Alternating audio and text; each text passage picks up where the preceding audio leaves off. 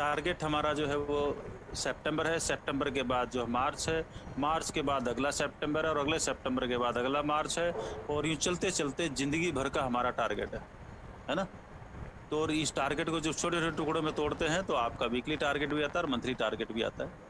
उस पे हम चलेंगे, लेकिन 5000 बीवी जो करना, ये मेरे ख्याल से पिछले 2-4 साल से बहुत सारे सेमिनारों में आपने सुना होगा।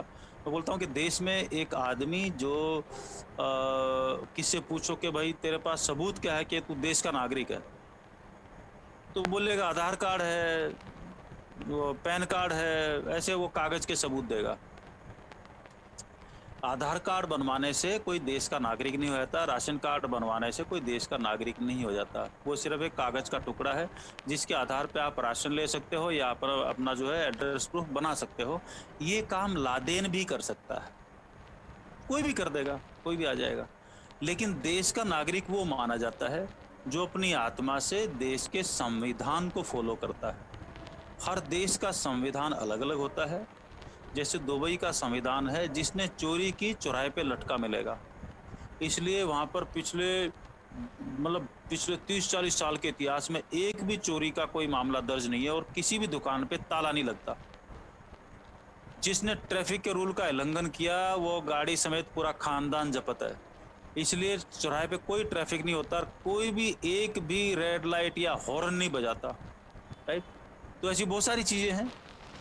नॉर्वे जैसा देश है, वहाँ का संविधान ये है कि कोई भी माँ-बाप अपने बच्चे को थप्पड़ नहीं मार सकता या उसको अपने साथ अपने बेड पे दोनों के बीच में नहीं सुला सकता कि कहीं बच्चा दब ना जाए। अगर किसी पड़ोसी ने कंप्लेंट कर दी तो बच्चा जपत माँ-बाप को बच्चा नहीं मिलेगा। तो हर कंट्री के ऐसे अपने-अपने संविधान होते हैं। अपना संविधान है, जहाँ मर्जी मुतो, जहाँ मर्जी थूको, राइट? आज़ादी है। तो दुनिया के किसी भी देश में इस किस्म की आज़ादी नहीं है। इस किस्म का काम कहीं और करते हैं। ठीक वैसा ही आरसीए में जॉइन कर लिया, किया तो किया, नहीं तो नहीं किया, आज़ादी है, ये हमारा संविधान है। लेकिन डिस्ट्रीब्यूटर वो माना जाएगा जो 5000 बीवी करता है आरसीएम के संविधान के मुताबिक। इसका मतलब 2 निकलते हैं। एक, ये आदमी 100% प्रोडक्ट यूज़र है। जितना घर में प्रोडक्ट लगता है। दूसरा, ये माना जा सकता है, हो सकता है कोई आदमी अकेला भी रह रहा हो, परिवार उसका है नहीं, या तो शादीशुदा नहीं है, या कोई स्टूडेंट जो हॉस्टल में रह रहा हो, वो भी हो सकता है। तो वो उसके 500, 700, 1000 रुपए के सामान लगते होंगे, इससे ज़्यादा बेचारा एक कुंवारा आदमी काम में क्या लेगा, राइट? 2-4 कपड़े-वपड़े ले लेगा और काम कर लेगा। और बाकी जो 3-4 हज़ार का सामान है, वो एक्स्ट्रा अपने पास रखता है ताकि और 4 लोगों को रिटेल कर पाए और 4 लोगों को जॉइन कर पाए या 4 लोगों को वो सामान दिखा पाए, राइट? तो अगर वो भी आदमी ऐसा कर रहा है तो इसका मतलब वो आरसीएम बिजनेस के संविधान को फॉलो कर रहा है और नागरिक वही माना जाएगा, सो संविधान को फॉलो करेगा। नागरिक वो नहीं होता जो किसी भी कहीं से भी बॉर्डर पार आ गया और राशन कार्ड बनवा लिया। आरसीएम में तो 2 मिनट लगते हैं, कोई भी राशन कार्ड बनवा लो, राइट?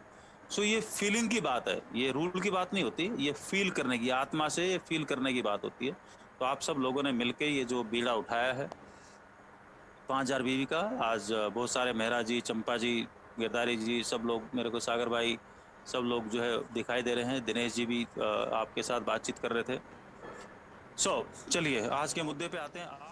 लेकिन अगर ये सिलसिला चल गया तो बहुत बढ़िया होगा। जो नहीं करेगा तो इसको हमने डुप्लीकेट करना है, और टीम में कितना ज़्यादा आपके डुप्लीकेट हो जाएगा दोस्त, उतने ही बड़े आप राजा बन जाओगे। ये मैं कहना चाह रहा हूँ।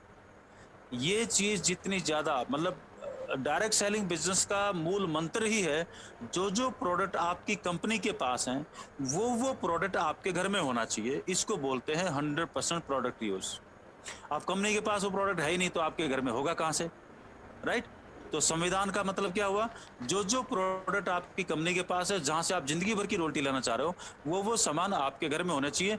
अब मान लो रेजर है आरसीएम के अंदर और मैं दाढ़ी नहीं बनाता, मान लो दाढ़ी रखता हूँ पूरी की पूरी, तो मेरे को ब्लेड काम में आएगा नहीं।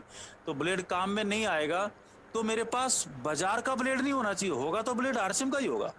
बेशक मैं आरसीएम से खरीदूं या नहीं खरीदूं, लेकिन जब खरीदूंगा तो आरसीएम का ही खरीदूंगा, है ना? मेरे ख्याल से आप लोगों को बात थोड़ा पकड़ में आ गई होगी। इस चीज को बोलते हैं, अगर कोई 100% प्रोडक्ट काम में नहीं लेता, इसका मतलब सिंपल सा ये है, वो अपना रास्ता आज नहीं तो 6 महीने बाद, 6 महीने बाद नहीं तो 1 साल बाद, नहीं तो 1.5 साल बाद, वो अपना रास्ता आरसीएम से बाहर जाने का किसी न किसी तरीके से खोल देगा। वो नहीं जाएगा क्योंकि उसको चेक आ रहा है। तो किसी न किसी तरीके से अपनी हरकतों से अपनी खुद की कोई ए टीम, बी टीम या सी टीम, किसी न किसी टीम को मरने का रास्ता खोल देगा, ये कहना चाह रहा हूं मैं।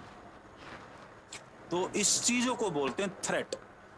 थ्रेट इन द सेंस आने वाला खतरा।